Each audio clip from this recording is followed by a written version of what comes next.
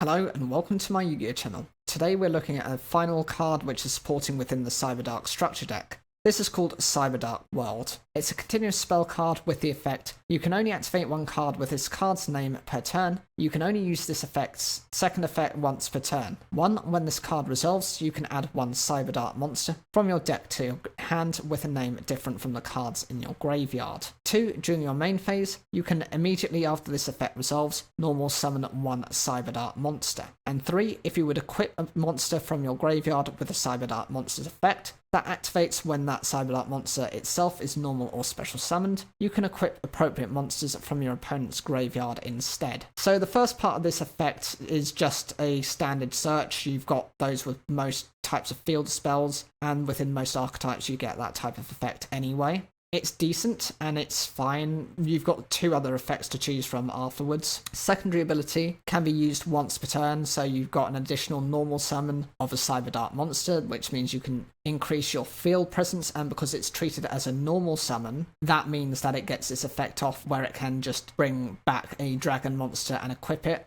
So long as it's level 3 or lower, I think, for the smaller cyberdark monsters. For the bigger one, the cyberdark dragon, that one can just go after any dragon type monster. Means that you can constantly power up your board, and it means it's not eating too much into your normal summon conditions. And the third effect actually lets you go grave robbing for any of your opponent's monsters. This is normally quite difficult to do, but there is a new trap card which lets you determine the types within the graveyards each turn. By doing that, you're able to then make your opponent's graveyard also a dragon type, and therefore you can access anything of theirs. There is a subtle balance you need to have when activating this effect. The first effect cannot really work if it happens to have been a long duel and you have pretty much all your cyberdark monsters in the graveyard in some capacity, all of them named. You're not going to be able to search anything from this unless you happen to have Pot of Avarice, where you can recover those cards back into the deck and then happen to randomly be able to summon it into and search one of these cards. The final effect, I think, is also quite decent for what it does, because it stops your opponent from then accessing those monsters. It's a bit of a nuisance if you can steal your opponent's cards. I liken this very much to,